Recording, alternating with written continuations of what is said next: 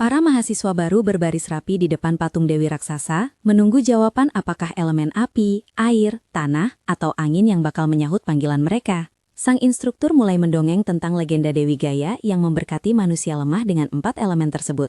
Bikin satu aula langsung penuh harapan. Satu persatu, para siswa mulai membangkitkan sihir mereka. Neil malah bikin semua orang melongok karena berhasil narik 2 elemen sekaligus. Bikin para bangsawan langsung bersorak heboh. Lalu, semua mata tertuju ke MC kita, Louis. Tapi nggak ada apa-apa yang keluar. Louis merasa kepalanya kayak lagi diremas kuat-kuat, seolah ada rantai tak kasat mata yang berusaha matahin tekadnya. Dia berteriak, berhasil lepas, dan 4 warna elemen langsung menyerbunya. Tapi tiap kali dia mau gapai, cahayanya malah kabur. Instruktur cuma nyengir licik, yakin banget kalau lingkaran pengurung dan bola sihir terlarang di bawah ubin Louis bakal menghancurkannya dalam diam. Tapi ada yang sadar kalau itu jebakan. Louis langsung menghancurkan ubinnya, mengekspos bola itu, dan pusaran 4 warna langsung meledak. Bahkan kepala sekolah sampai turun tangan, karena kekuatan yang bangkit dalam diri Louis itu nggak normal. Dan pas kekuatannya pecah, es dan angin meledak dahsyat, mengubah kuil itu jadi mimpi buruk yang beku. Nah, gimana sih ceritanya bisa sampai begini? Suatu pagi, kerumunan besar pendaftar berkumpul di gerbang Akademi Arkaniskandria. Tapi Louis sih santai aja, soalnya dia udah nebak bakal seramai ini. Karena ini salah satu sekolah sihir top di Kekaisaran. Pas dia dengar ada yang teriak manggil namanya, dia nengok dan lihat orang tuanya ngos-ngosan kecapean, sambil ngomel karena ditinggal pas jalan ke akademi. Karena khawatir, ibunya Lasiela nanya apa dia bawa kartu identitasnya dan wanti-wanti biar nggak ada yang sadar sama warna rambutnya. Louis nyakinin ibunya kalau dia udah siap lengkap sama ID dan pewarna rambut. Tapi ibunya masih cemas banget dan nyaranin dia buat batalin ujian aja. Soalnya dia dengar ada peserta yang meninggal pas ujian. Yang artinya bisa aja ada yang nargetin Louis gara-gara warna rambutnya itu. Ayahnya, Julian, dengan tenang megang bahu istrinya dan bilang kalau satu-satunya cara buat nyelesain masalah Louis ya cuma lewat sihir. Dia juga jelasin kalau akademi ini adalah satu-satunya di Kekaisaran Utara yang ngebolehin rakyat jelata ikut ujian. Akademi Arkaniskandria itu institusi utama yang didirikan keluarga kerajaan dan satu dari 10 akademi hebat yang punya guru-guru Grandmaster terkuat di Kekaisaran. Beberapa lulusan dari sini, selama 10 tahun terakhir berhasil jadi guardian, bahkan mereka yang bukan dari keluarga bangsawan. Makanya, Julian ngerasa ini tempat paling pas buat Louis belajar sihir. Louis setuju banget, dan bilang ke ibunya dengan tatapan berapi-api, kalau dia harus jadi Grandmaster biar bisa ambil alih kepemilikan panti asuhan dari pihak gereja. Dengar itu Lasiela kaget, tapi tiba-tiba dia nangis, sambil nyalahin dirinya sendiri sebagai ibu yang buruk karena bikin Louis mikirin nasib panti. Dan gak bisa nyembuhin penyakitnya, Julian nenangin istrinya. Ngingetin kalau dia udah berbuat banyak dengan ngurus anak-anak sebanyak itu. Dan Louis nambahin ucapan makasih karena ibunya adalah satu-satunya alasan dia masih hidup. Di kehidupan sebelumnya, dia bermimpi jadi pendekar terkuat di dunia. Tapi mustahil, karena dia punya asma parah yang bikin dia nggak bisa hidup tanpa alat bantu napas. Orang tuanya mulai benci dia karena ngabisin banyak duit. Tapi dia nggak kehilangan gairah buat seni bela diri. Dan akhirnya gairah itu membuahkan hasil saat dia jadi cendekiawan yang neliti teori bela diri. Penelitiannya berkontribusi besar buat evolusi industri pertarungan dan kebangkitan seni bela diri. Tapi semuanya berantakan pas ada cendekiawan lain yang nyuri tesisnya dan malah nuduh dia sebagai pencurinya. Meskipun dia cuma orang sakit-sakitan yang jelas nggak mungkin ngelakuin pencurian, orang tuanya tetap nyerah sama dia dan mencabut alat bantu napasnya. Di saat-saat terakhirnya, Louis cuma berharap punya tubuh sehat dan keluarga yang menyayanginya. Di kehidupan selanjutnya, dia berharap punya hidupnya sendiri sebelum akhirnya meninggal. Di tahun 90 kalender Sen, dia reinkarnasi di kota Mantia. Dan hal pertama yang dia lihat adalah Lasiela yang natap cemas karena warna rambut dan matanya yang unik. Pas dia bingung lagi di mana, Lasiela mikir anak ini bisa bawa bencana buat panti. Tapi dia malah gendong Louis dan bilang dia nggak bisa ninggalin anak tak berdosa ini. Dia pun namain anak itu Louis. Dan Louis merasa puas karena harapannya buat punya tubuh sehat dan keluarga penyayang beneran terwujud. Balik ke masa kini. Ada peserta ujian yang ngata-ngatain Lasiela sebagai rakyat jelata sambil dorong dia sampai jatuh. Bikin Julian dan Louis kaget dan khawatir. Mereka langsung lari ngecek keadaannya. Tapi si pembuli malah nyerocos kalau Louis cuma mimpi di siang bolong. Mau jadi Grandmaster padahal cuma rakyat jelata. Ini bikin Louis emosi. Jadi pas para pembuli itu makin ngehina, dia berdiri dengan tatapan penuh dendam, siap buat ngehajar mereka. Tapi Julian nahan kepalan tangan Louis dan nyuruh dia fokus ke ujian aja. Lasiela juga ngingetin janjinya buat nggak bikin masalah di sekolah, bikin Louis langsung terdiam. Setelah akhirnya tenang, dia minta maaf ke ibunya karena sempat emosi. Tapi ini malah bikin para bangsawan kasar itu kecewa, jadi mereka pergi buat ambil nomor ujian. Pas mereka jalan pergi, Beberapa ksatria nyuruh orang-orang minggir karena Tuan Kane mau lewat. Masuklah Kane, pewaris keluarga Irankah, dan orang-orang langsung terpana sama penampilannya yang menawan dan berkilau. Saat Louis natap si pembuli dan Kane, dia bersumpah bakal tunjukin ke para bangsawan ini siapa bosnya. Pas Lassiela mulai gelisah lagi, Louis genggam tangannya dan yakinin kalau dia pasti lulus ujian. Dia bahkan lebih nekat lagi dengan mendeklarasikan kalau dia bakal jadi Grandmaster, dan omongan ini bikin Kane ngeliatin dia. Saat para pembuli terus ngetawain dia, Louis lari ke depan dan bersumpah dalam hati kalau di kehidupan ini dia bakal jadi yang terkuat dan ngelindungin semua yang berharga buat dia. Sambil ngeliatin anaknya, Lassiela nanya ke Julian apa Louis bakal baik-baik aja. Soalnya tiap tahun cuma 20-30 orang yang lulus, padahal tahun itu ada 20.000 pendaftar. Julian ngeyakinin kalau dia bakal oke, karena Louis itu lebih keras kepala dari siapapun, dan sekali dia mutusin sesuatu, dia bakal maju terus tanpa peduli omongan orang. Dia ngingetin istrinya kalau tugas mereka sebagai keluarga adalah mendukung Louis, dan Lassiela setuju. Sementara itu, Louis nyampe di aula ujian dan heran kenapa semua orang di sekitarnya kelihatan lebih tua dari dia. Tepat saat itu, pengawas ujian sekaligus kepala sekolah akademi, Aronian, ngumumin dimulainya ujian, sementara beberapa petugas berjas berdiri di depan para peserta. Louis ingat fakta kalau di dunia ini, praktisi seni bela diri sihir, yang disebut martial arcanist, dibagi jadi 6 kategori. Saint di puncak tertinggi, diikuti Sage, lalu Grandmaster, Master, Fighter, dan Apprentice. Karena Grandmaster ada di urutan ketiga dari atas, itu termasuk kelas istimewa di dunia ini. Kepala sekolah Aronian ngasih tahu peserta kalau tes pertama adalah menaiki tangga yang dijaga sama senior mereka, sambil nambahin kalau tiket lolos ujian pertama ditaruh tepat di belakang para senior itu. Dia lanjut ngungkapin kalau total tiket ujian cuma ada 1.000, dan cuma mereka yang dapat tiket itu yang bisa ikut tes selanjutnya. Terakhir, dia bilang ujian bakal selesai begitu tiketnya habis dan nyuruh mereka mulai ujiannya. Beberapa peserta ngerasa ujian ini gampang banget, jadi mereka langsung nyerbu salah satu senior. Tapi senior itu ngeluarin aura nyeremin sambil ngucapin selamat datang di neraka. Dia terus ngelepasin medan gaya sihir kuat yang maksa mereka berhenti. Dan setelah bikin mereka pingsan, diumumin kalau mereka semua didiskualifikasi. Saat semua orang masih nyoba mencerna apa yang barusan terjadi, 2 peserta ngenalin senior itu sebagai Tuan Shit, anak Menteri Keuangan dan peraih nilai tertinggi di ujian tahun lalu. Tiba-tiba, Louis jalan ke depan sambil ngejelasin ke semua orang kalau Shit cuma ngelepasin auranya buat ngintimidasi. Dan siapapun yang mentalnya lemah wajar aja pingsan karena takut. Pas Louis berdiri di depan Shit muji dia karena punya nyali, tapi bilang kalau nggak ada tempat buat rakyat jelata, yang bikin Louis marah. Shit bersumpah bakal bikin Louis berlutut dan ngelepasin gelombang aura gede banget, yang bikin peserta lain mulai muntah-muntah. Tapi Louis berdiri tegak tanpa gentar, dan ingat semua latihan yang udah dia lakuin, yang bikin dia pede sama kemampuannya. Pas Shit nembakin ledakan sihir ke arahnya, dia ngehindar dan maju nerjang dengan tangan terkepal. Peserta lain melongo kaget pas Louis nakutin Shit pakai pukulan tipuan, dan mereka mulai heran gimana dia bisa ngelakuin itu tanpa sihir. Pas Louis ngambil tiket ujian, Shit nyoba nonjok dia, tapi Louis nangkis pakai tinjunya yang diperkeras, bikin Shit kaget karena rakyat jelata ini bisa balas serangannya tanpa sihir. Kepala sekolah Aronian nyetop Shit biar nggak nyerang lagi, dan ngingetin kalau akademi memperlakukan semua peserta setara, nggak peduli statusnya. Saat mereka nunduk patuh ke kepala sekolah, Aronian nyelamatin Louis karena lulus ujian, tapi terus nunjuk kalau warna rambutnya agak meresahkan. Louis kaget, tapi pas Aronian mulai curiga kalau warna mata Louis juga aneh, dia ngubah matanya jadi abu-abu dan nunjukin itu ke dia. Tapi triknya nggak mempan sama si kepala sekolah. Dia nepuk bahu Louis dan janji bakal nyiapin ramuan khusus buat nyembunyiin ciri uniknya kalau dia diterima. Louis ngerasa Aronian mungkin ngerencanain sesuatu, tapi dia tahu prioritas utamanya adalah lulus ujian. Jadi dia bilang dia mau siap-siap buat tes kedua. Pas dia jalan pergi, Shit natap dia dengan marah dan heran kenapa kepala sekolah sampai turun tangan di ujian buat pertama kalinya cuma demi ngelindungin rakyat jelata. Sambil mendidih karena marah, dia bersumpah nggak bakal pernah ngelupain nama Louis. Beberapa saat kemudian, peserta yang lolos tes pertama nyampai di tempat latihan kedua akademi, di mana mereka disuruh nunggu sebelum ujian kedua mulai. Pas Louis ngeliatin peserta lain ngobrol, dia sadar kalau sebagian besar dari 1.000 peserta yang tersisa adalah bangsawan yang dapat pendidikan elit, dan hampir nggak ada rakyat jelata yang sisa. Tepat saat itu, Shit nyenggol dia pas lewat bareng teman-temannya, dan ngancem Louis kalau nggak bakal ada yang nolongin dia pas mereka ketemu lagi nanti.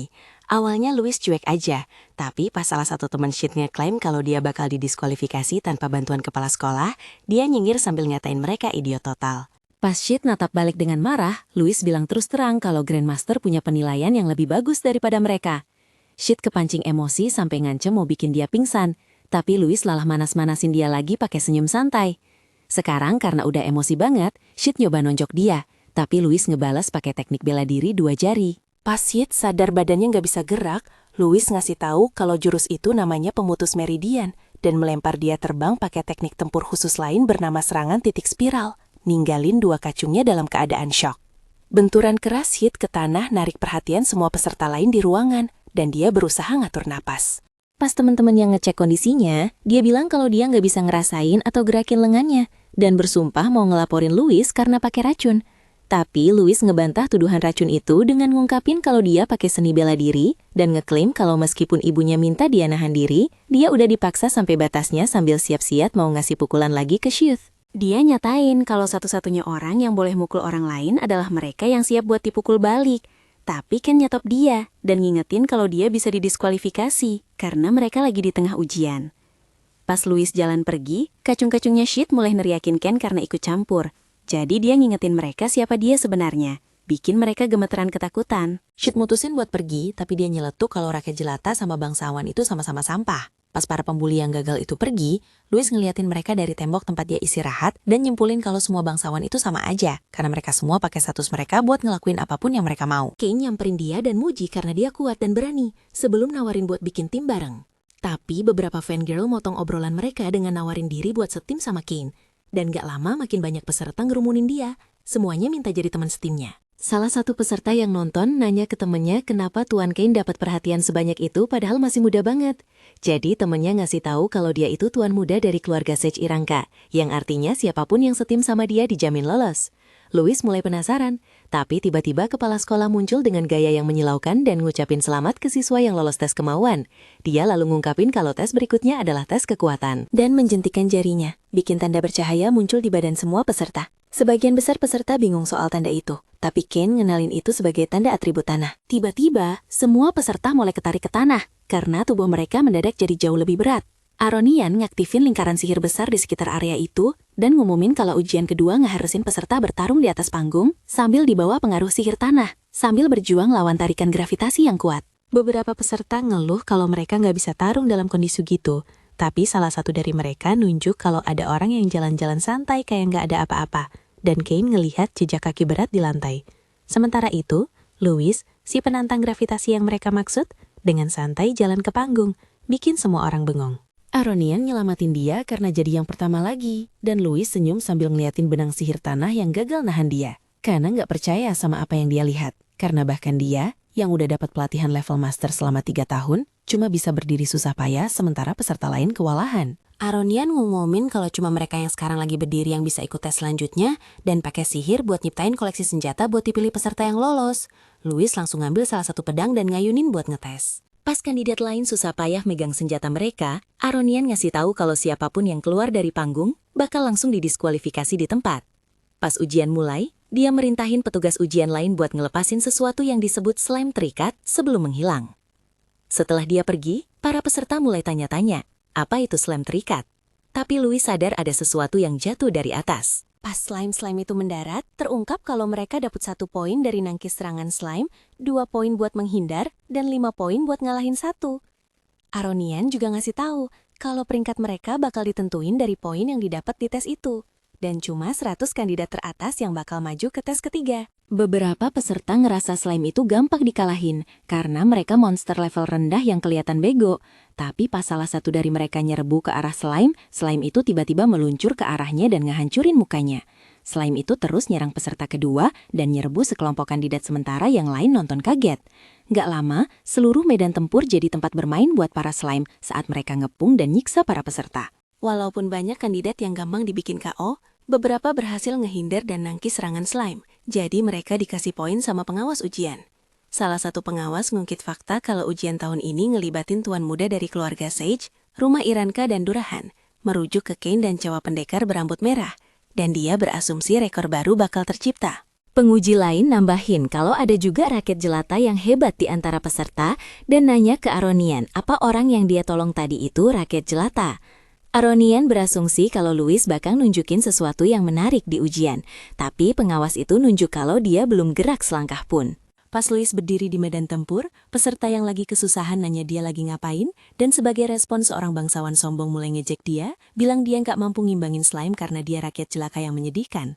Karena Louis masih belum gerak juga, si bangsawan berspekulasi kalau dia bakal segera KO. Tepat saat itu, seekor slime meluncur ke arah Louis dan nabak kecepatan sampai jarak dekat banget di belakang kepalanya sebelum slime itu nabrak.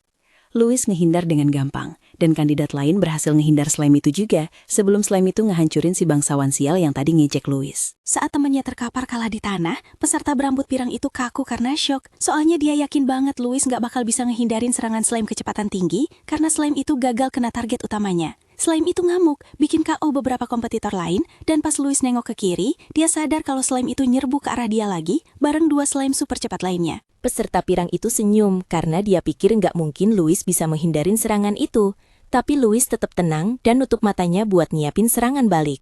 Beberapa waktu lalu, Louis lagi di pegunungan es latihan bareng sekelompok petualang, dan dia minta mereka ngelemparin banyak batu ke arahnya. Tapi para petualang itu bingung dan ngingetin kalau itu bahaya buat dia kalau batunya kena. Louis bilang nggak apa-apa dan ngasih tahu mereka kalau ada sesuatu yang mau dia tes setelah ambil kuda-kuda. Mereka nyuruh dia pastiin buat menghindar, tapi pas mereka ngelempar batu-batu itu ke arahnya, dia sama sekali nggak berusaha menghindar, tapi malah natap intens ke batu-batu yang mendekat. Di kehidupan sebelumnya, dia berlatih buat mentransmisikan informasi dengan cepat dari garis parietal ke otak kecil. Dia ngerasa kalau dia belajar cara bereaksi instan, dia bakal bisa nanganin serangan apapun. Pas batu-batu makin dekat ke dia, tubuhnya mulai bersinar dengan aura, dan dia mulai ngelakuin kalkulasi super cepat di kepalanya. Pakai gerakan gesit, dia ngehindarin batu-batu itu. Dan para petualang kagum banget sama pertunjukan ini, sampai mereka mulai muji-muji dia. Mereka lari ke arahnya, minta dia nyeritain semua tentang teknik baru ini. Jadi dia ngungkapin nama barunya, yaitu kalkulasi tempur hampa. Pas salah satu petualang nanya apa artinya, dia jelasin kalau itu teknik yang memprediksi hasil pertarungan di masa sekarang. Pas slime-slime makin dekat ke Louis dengan kecepatan tinggi, dia natap langsung ke mereka. Beberapa rumus rumit menuhin kepalanya saat dia nyitung serangan mereka yang bakal datang. 4 slime nyerang dia dari segala arah, tapi dia tetap tenang karena kalkulasinya bikin dia tahu kalau slime terikat cuma bisa nyerbu lurus, meskipun kecepatan dan kekuatan mereka gede. Dia lalu ngitung kecepatan dan sudut pantulan mereka buat memprediksi lintasan serangan dan ngelakuin beberapa gerakan keren, yang bikin dia sukses ngehindarin keempatnya. Sekarang karena dia udah punya 8 poin dari ngehindar, dia ganti ke mode menyerang dan nembakin jurus bela diri bernama tebasan pedang yang ngehancurin keempat slime sekaligus. Kane natap kaget dan para pengawas makin bengong pas mereka sadar kalau persepsinya setara sama petarung tingkat tinggi. Kane senyum pas dia sadar kalau Louis adalah praktisi teknik tempur khusus dan dia mutusin Metal Steam sama dia gimana pun caranya. Tepat saat itu, Louis sadar ada slime lain nyerbu ke arahnya buat balas dendam saudara-saudaranya yang gugur, jadi dia bilang dia bakal dapat 5 poin lagi. Tapi pas lagi ambil kuda-kuda, Kane pakai jurus pedang bernama tusukan pedang buat nembus slime itu. Dan ini bikin Louis kesel karena dia nuduh Kane nyuri kill-nya. Kane dengan iseng ngakuin hal itu dan mamerin slime yang nyangkut di pedangnya kayak kebab, sambil bilang kalau yang dia curi itu bukan dari dia. Dia lalu nebas pedangnya di udara, bikin slime itu kebelah jadi 2. Dan pas sisa-sisanya mendarat di area tempat peserta lain kumpul, dia bilang ke Louis kalau dia nyuri itu dari mereka. Dengan senyum gantang, dia ngenalin diri ke Louis dan ngajak dia gabung buat nyuri poin dari yang lain. Louis natap dia datar, jadi dia jelasin kalau dia cuma mau ranking tinggi dan ngusulin kompetisi di antara mereka buat lihat siapa yang bisa dapat poin lebih banyak. Pas dia minta Louis nunjukin kekuatan penuhnya, Louis senyum dan tepuk tangan buat kepercayaan dirinya sebelum akhirnya setuju sama permintaannya. Setelah ngambil pedangnya, dia berdiri di belakang Kane dan janji bakal nunjukin kekuatan penuhnya sebelum ngasih syarat kalau yang kalah harus ngelakuin apapun yang diminta pemenang. Sambil ambil kuda-kuda, Kane senyum dan nerima syarat itu sebelum bilang kalau dia orang pertama yang ngasih tuntutan ke dia. Pas Slime mulai ngepung mereka, kacung-kacungnya Shit nonton dari jauh. Dan mereka sadar kalau dengan semua kekacauan di medan tempur itu, mereka bisa jalanin perintah tuan mereka. Setelah satu slime lewat cepat di depan mereka berdua narik busur dan nembakin panah ke Kane dan Louis. Pas slime itu dekat ke mereka, Louis sadar dan ngebelah jadi 2. Tapi tiba-tiba 3 panah muncul beberapa milimeter dari dia. Benturannya bikin suara keras. Itu bikin Kane waspada, dan para pembuli senang, karena mereka pikir udah kena target. Tapi Louis nyengir, dan pas Asep hilang, mereka lihat si jenius tempur nangkap ketiga panah itu pakai 1 tangan. Sambil natap dia, mereka dikuasai rasa kaget dan takut. Heran gimana dia bisa bereaksi sama serangan dadakan mereka kayak nggak ada apa-apa. Pas Louis nancepin panah ke tanah, Kane ngecek dia dan ngatain teman-temannya Sid sebagai sampah karena main curang. Tapi Louis bilang gak apa-apa. Dengar ini, para bangsawan jahat itu kesel dan narik busur mereka, sambil nyatain kalau Kane target berikutnya. Salah satu dari mereka ngaktifin serangan sihir panah khusus bernama panah ganda, dan nembakin panah gelap bertuah ini ke Kane barengan sama panah teman-temannya. Kane nangkis panah biasa dengan gampang pakai skill anggarnya. Tapi, panah gelap terus melaju ke arahnya, bikin dia dalam situasi bahaya. Darah muncrat ke udara pas panah itu kena sasaran. Anehnya, Kane nggak lihat panah Ingu yang sembunyi di antara panah yang dia tangkis. Untungnya buat dia, Louis nangkep panah itu tepat waktu, tapi tangannya jadi luka gara-gara itu. Kane, yang nyawanya baru aja diselamatin, lihat darah ngucur dari tangan Louis dan nyoba nolongin.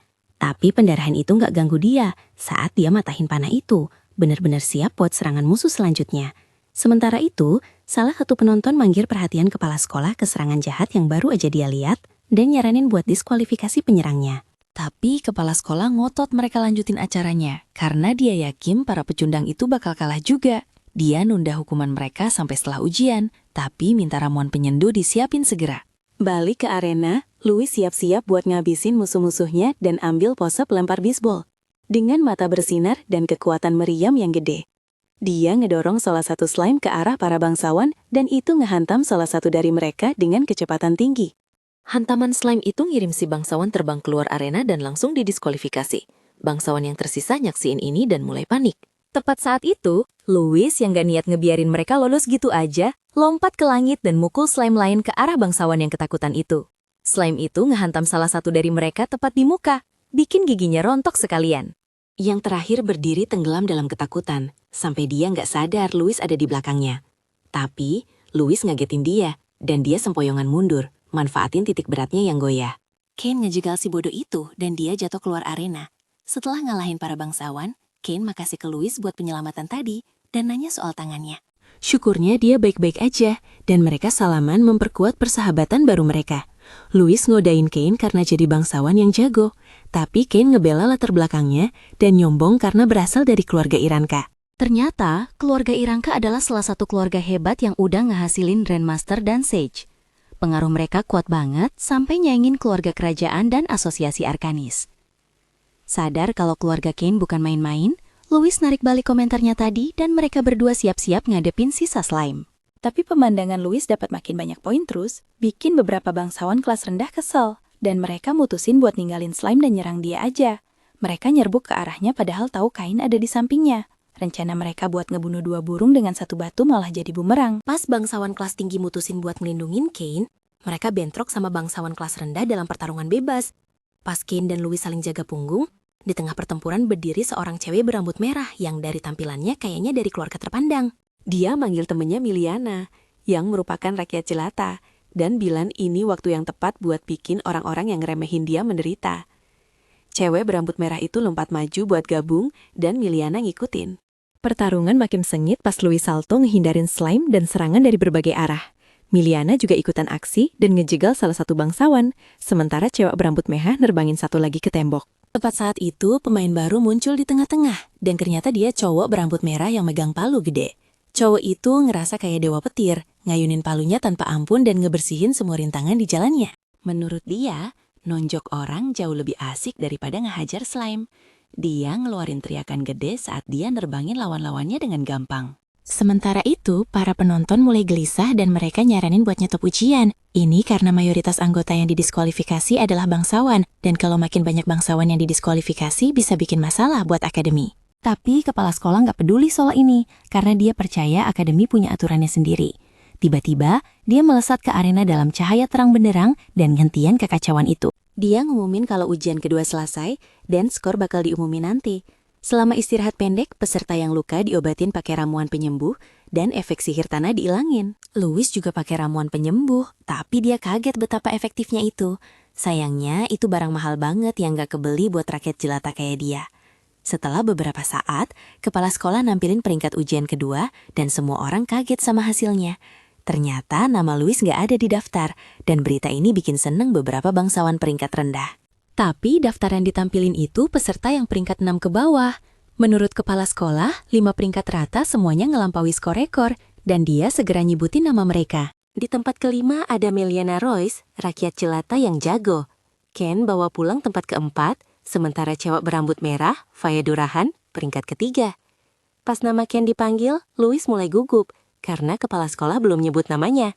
Dia mulai mikir, apa dia didiskualifikasi gara-gara nyerang bangsawan peringkat rendah tadi. Tapi bukan itu kasusnya. Karena namanya dipanggil sebagai peringkat kedua dengan 887 poin. Seluruh ruangan bergema kaget, karena rakyat jelata biasa udah ngalahin semua peserta bangsawan. Kane di sisi lain ngucapin selamat ke Louis atas kerja bagusnya. Dan berdasarkan perjanjian mereka tadi, dia harus ngelakuin sesuatu buat Louis. Dia nanya apa yang Louis mau. Tapi Louis bilang dia bakal minta nanti. Tepat saat itu, pemenang ujian kedua terungkap, yaitu Neil Gunn, yang nyetak 888 poin. Neil Gunn adalah bocah berambut merah yang tadi ngamuk pakai palu gedenya. Dia juga rakyat jelata yang berhasil peringkat lebih tinggi dari semua kandidat bangsawan, termasuk Faye yang belum siap nerima kekalahan. Dia janji bakal tanding sama Neil suatu hari nanti buat ngetes kekuatannya. Setelah pengumuman, bangsawan peringkat rendah dimarahin sama senior mereka karena ngebiarin rakyat jelata ngalahin mereka di ujian. Bahkan salah satu penonton kaget kalau peringkat pertama dan kedua adalah rakyat jelata yang belum pernah terjadi dalam sejarah akademi. Tapi kepala sekolah yang kelihatan senang sama hal itu, bilang ke dia kalau kekuatan sejati nggak ada hubungannya sama status sosial. Dan ini alasan kenapa kebanyakan panti asuhan di negara ini dikelola sama Asosiasi Arkanis. Kepala sekolah lanjut ngarahin peserta ke tempat berikutnya buat ujian akhir. Pas mereka jalan ke tempat itu, Kane muji Louis karena deket banget sama peringkat pertama dan penasaran siapa yang lebih kuat antara Louis dan Neil. Segera mereka nyampe di tempat ujian akhir dan kepala sekolah ngasih tahu kalau ujiannya bakal jadi tes bertahan hidup yang dikenal sebagai emblem Battle Royale. Buat ujian ini, emblem bakal dikasih ke tiap peserta. Dan mereka bakal diteleportasi ke area beda-beda di hutan. Tujuan mereka adalah ngumpulin emblem sebanyak mungkin, pakai metode apapun yang mereka rasa nyaman. Peserta yang kehilangan emblem bakal langsung didiskualifikasi, dan cuma 10 peserta teratas dengan emblem terbanyak yang bakal diterima di akademi. Sayangnya, aturan ujian ketiga berarti Ken dan Louis bakal bisa kerjasama. Jadi mereka saling ngucapin semoga beruntung. Para peserta diteleportasi ke tempat beda dan Louis nyampe di lokasinya. Dia jalan ke depan sebentar, mikirin tentang ujian ketiga yang jadi rintangan terakhir buat masuk.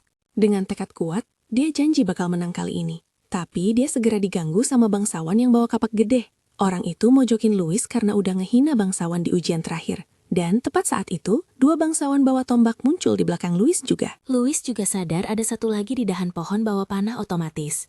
Sadar dia udah dipojokin, dia cepet nyimpulin kalau senior yang teleportasiin dia ngebocorin lokasinya. Tiba-tiba, orang yang bawa kapak ngayunin ke dia, tapi dia berhasil ngehindar tepat waktu dan kapaknya ngehantam batu di tanah. Orang-orang yang bawa tombak juga ngeluncurin serangan mereka, tapi Louis nangkis pakai salto belakang. Tapi pas di udara, panah dari yang bawa panah otomatis terbang ke arahnya. Tapi dia tepis pakai pedangnya. Dia sukses mendarat di tanah, tapi para bangsawan gak nyerah. Mereka nyerang dia dari depan. Tapi Louis nunjukin perbedaan skill mereka. Dia ngindarin serangan mereka dengan mulus. Tapi panah terbang masuk lagi. Dia nangkis itu pakai pedangnya, tapi serangan tombak ngintai di belakangnya. Untungnya dia bereaksi tepat waktu dan ngehindar lagi. Reaksi cepatnya mulai bikin frustrasi para bangsawan. Tapi mereka nggak nyerah. Louis di sisi lain juga frustasi karena dia nggak bisa baca lintasan panah angin. Tapi dia nenangin diri dan lanjut pakai teknik bela diri yang dikenal sebagai serangan balik Sen no Sen. Teknik ini ngelibatin pakai kekuatan musuh buat ngelawan mereka sendiri. Pas para bangsawan maju lagi pakai senjata mereka, Louis lihat celah dan ngambil kesempatan itu. Korban pertamanya adalah si cowok kapak yang nyoba nyerang pakai kekuatan penuh. Dia ngehindar ke kanan, ngehindarin kapak, dan nempatin pedangnya tepat di bawahnya. Dengan itu dia ngayunin kapak jauh dari pemegangnya, dan itu kena salah satu pemegang tombak setelah ngabisin mereka. Pemegang tombak yang lain nyerang Louis, dan orang di pohon juga nembakin panah anginnya ke dia. Tapi, Louis baca lintasan panah dengan pas, dan nyeret si pemegang tombak ke jalur panah. Si malang itu terlempar, ninggalin tombaknya. Pas tombaknya di udara, Louis nangkap dan ngelempar ke orang di pohon, langsung ngabisin dia. Dia lalu tebas sisa bangsawan kayak motong mentega dan ngambil semua emblem mereka. Dalam twist yang gede banget, Kane muncul di atas pohon dan nyetop para bangsawan pakai sihir ke Louis. Dalang yang aslinya ngerencanain buat nundukin Kane pakai kelompok bangsawan peringkat rendah lain, kaget sama kemunculan tiba-tibanya di lokasi mereka. Kane ngeklaim dia pasti udah ngeremehin keluarga Iranka dengan ngirim kroco lemah buat nahan dia. Dia lalu bikin pingsan orang itu pakai panah otomatis. Setelah itu, Kane lompat turun dan ngasih emblem ke Louis. Dia ngeklaim situasi mungkin bakal jadi lebih ngerepotin kalau terus kayak gini dan nawarin bantuan. Tapi Louis nolak bantuannya dan bilang dia bakal nanganin masalahnya sendiri. Tiba-tiba sosok tersembunyi tepuk tangan keras dan muji semangat Louis. Sosok itu ngeklaim mereka nggak ngarepin kurang dari orang yang mereka akui dan anggap rival. Sosok tersembunyi itu nampakin diri, dan ternyata dia adalah Faye Durahan. Dia nantang Louis duel, dan dia nanya Ken apa cewek ini temennya. Ken jawab kalau dia bukan temennya, tapi putri Grandmaster yang pernah dia lawan dulu. Dulu dia kalah dari Faye karena lengah, dan nyaranin Louis buat nyuekin dia dan ngumpulin emblem aja. Dia ngingetin Louis kalau Faye bisa pakai sihir dan level skillnya udah di tingkat apprentice. Sementara itu obrolan mereka mulai bikin Faye kesel dan dia marahin mereka berdua karena nyoba kabur. Tepat saat itu, Louis nerima tantangan dan ngeklaim dia selalu pengen tahu gimana anggota keluarga hebat bakal bertarung. Niat ini bikin Faye semangat dan dia janji nggak bakal pakai sihir biar pertarungannya adil. Dalam sekejap, dia lompat ke arah Louis pakai tombaknya dan nusuk dia. Tapi Louis berhasil ngejepit tombak di bawah ketiaknya, makin bikin Faye kagum. Dia muter tombaknya dan ngayunin ke Louis, tapi dia ngehindarin serangan itu dengan gerak ke samping. Tiba-tiba Faye lompat maju dan nyoba mukul Louis pakai teknik hantaman tombak suci. Seperti dugaan, dia ngehindarin itu dan tombaknya ngantam tanah, nyiptain lubang gede di tanah. Dampak dari teknik tombak itu ngagetin penonton dan kepala sekolah yang nonton gak jauh dari lokasi. Mereka mulai berspekulasi soal kekuatan Faye dan ketahanan Louis. Mereka mulai penasaran berapa lama Louis bakal bertahan ngelawan keluarga hebat dan nanya pendapat kepala sekolah. Kepala sekolah jawab kalau Louis nggak bakal bisa ngalahin Faye karena pertarungan mereka adalah bentrokan tubuh dan tekad. Berdasarkan apa yang dia lihat, dia nggak percaya Louis punya tekad yang lebih kuat dari Faye. Tepat saat itu tekad mereka diuji pas Faye pakai teknik tombak lain buat nyerang Louis. Tapi dia ngehindarin semua gerakannya dengan gampang, seolah udah diprogram buat ngelakuin itu. Dalam proses meliuk-liuk di antara tombak, dia lihat celah di badan Faye dan nyoba manfaatin itu. Sayangnya Faye cepat sadar dan malah balik nyerang. Tapi dia lompat ngewatin serangannya dan mendarat di belakangnya. Faye ngungkapin frustrasinya karena dia ngehindarin semua serangannya dan bahkan nyindir Kane karena nggak punya kualitas kayak gitu. Tapi Louis ngeklaim kuncinya adalah observasi dan dengan latihan cukup itu jadi lumayan gampang. Nggak lama, Faye lompat maju lagi dengan teknik tombak suci lain yang dikenal sebagai jatuhan bulan sabit dan nyerang Louis pakai itu. Tapi sekali lagi dia ngehindarin tiap serangan dengan gampang. Kali ini dia mikirin berbagai teknik yang dipakai pengguna tombak, termasuk tusukan, sapuan, pertahanan, dan penekanan. Meskipun teknik-teknik ini lumayan ngerepotin, ada juga kelemahan yang terkait sama mereka. Salah satunya termasuk kerentanan dalam pertarungan jarak dekat. Dan Louis berniat manfaatin ini. Dia nyerbu ke arah Faye dan nyoba nutup jarak di antara mereka biar bisa nyiptain ruang buat serangan baliknya. Sayangnya, dia baca niat Louis dan nepis pedangnya. Dia lalu bilang ke Louis kalau teknik tombak keluarganya nggak punya kelemahan. Tiba-tiba, dia mulai muter-muter pakai tombak dan nyiptain tornado berbahaya. Bakat dan skill Faye ngagetin penonton. Dan di mata mereka, Louis nggak punya peluang lawan dia. Tapi Louis ambil kuda-kuda dan ngaktifin teknik jaring pedangnya dengan harapan nangkis serangan tombak Faye. Sambil nangkis serangan, dia lanjut manfaatin kelemahan lain dari teknik tombak, yaitu konsumsi stamina yang tinggi. Dia bertahan dengan tekun dan nunggu celah. Tapi, tanpa dia sadari, pedangnya mulai retak. Tepat saat itu, stamina Faye habis dan dia jadi kelihatan di dalam tornado tombak. Louis lihat ini dan langsung nyerang dia. Sayangnya, pedangnya patah tepat sebelum nyampe ke Faye. Lihat gerakannya gagal, dia cepat lompat mundur buat ngehindarin serangan balik. Anehnya, Faye ngakuin skill Louis dan keberuntungannya. Karena tanpa itu dia udah bakal dimusnahin sama Louis. Juga dia tahu kalau Louis nahan diri dan konfrontasi dia soal itu. Tapi dia bikin alasan selalu observasi dulu sebelum abis-abisan. Tapi dia ngeklaim dia udah selesai observasi dan sekarang bakal serius. Tapi Faye khawatir soal senjatanya yang rusak. Louis ngeyakinin dia kalau dia lebih baik tanpa senjata, karena tinjunya adalah senjata aslinya. Kayak Ip Man, Louis ambil kuda-kuda bela dirinya. Pas Faye nyiapin senjatanya siap buat nyerang, dia melesat maju dengan teknik serbuan berputar, dan Kane, yang dari tadi diam, teriak ke Louis buat ngingetin dia soal itu. Anehnya, Louis ngelambatin tombak berputar itu pakai telapak tangan kirinya sebelum ngejepit pakai tangan kanannya. Akhirnya, Louis ngejepit tombak berputar di antara telapak tangannya, bikin Faye dan Kane melongo. Juga rahang para penonton jatuh, tapi kepala sekolah berhasil tetap tenang. Dia natap adegan itu dengan intens, nyoba nyari tahu apa yang barusan dilakuin Louis. Sementara itu, Faye belum nyerah dan ngerebut balik tombaknya. Dia nyoba teknik lain di buku taktiknya, dan nyiptain ilusi dirinya nyerang Louis dari segala arah. Tapi bukannya panik, Louis ambil napas dalam dan ambil kuda-kuda bela dirinya. Pakai telapak tangannya, Dia nangkis semua serangan satu persatu, sampai dia ngalihin semuanya jauh dari dirinya. Skill ini belum pernah dilihat sebelumnya baik sama Faye atau kepala sekolah. Dia lalu lanjut nyaratin pukulan telak ke Faye dan ngirim dia terbang. Untungnya buat dia nancepin tombaknya ke tanah, yang perlahan ngentian momentumnya. Setelah berhenti, dia nanya Louis soal teknik yang barusan dia pakai, dan dia jawab dengan nada tenang kalau itu bentuk tangkisan dalam seni bela diri. Dia lalu lompat ke arahnya buat ronde lain, dan Faye cepat bereaksi pakai tombaknya. Anehnya, serangannya gampang dihindarin sama Louis, yang kelihatannya ada tepat di depannya, tapi nggak di depannya di saat yang sama. Ini bahkan bikin Ken heran, apa itu ilusi optik, sementara Faye ngeluarin frustasinya karena nggak bisa mukul dia. Ternyata Louis sudah pakai langkah kupu-kupu, yang merupakan langkah elegan ciptaan petinju legendaris di kehidupan lalunya. Itu ngelibatin gerakan cepat kaki bolak-balik, yang nyiptain ritme yang susah ditangkap. Sempurna buat ngelawan teknik tombak Faye. Gak lama dia nangkep Faye di posisi sulit dan nerbanin dia. Penonton dan kepala sekolah nyaksiin ini, dan langsung mulai bertanya-tanya, apa Louis mungkin jenius dalam pertarungan tangan kosong? Meskipun Faye ada di tanah megangin perutnya, dia nolak buat nyerah. Dia ninggalin tombaknya dan lompat ke arah Louis dengan kekuatan penuh, ngangkat tinjunya. Louis bagaimanapun gak nurunin kewaspadaannya, dan langsung ambil kuda-kuda Wing Chun. Pas Faye nyamperin dia dengan teknik tinju penghancur, dia langsung ngeblok. Tapi dampaknya mirip banget sama teknik yang dia tahu bernama kekuatan inci. Louis senyum dan muji ketangguhannya, tapi Faye nggak pas sanjung. Dia ngeklaim, keluarga Durahan bukan cuma soal tombak.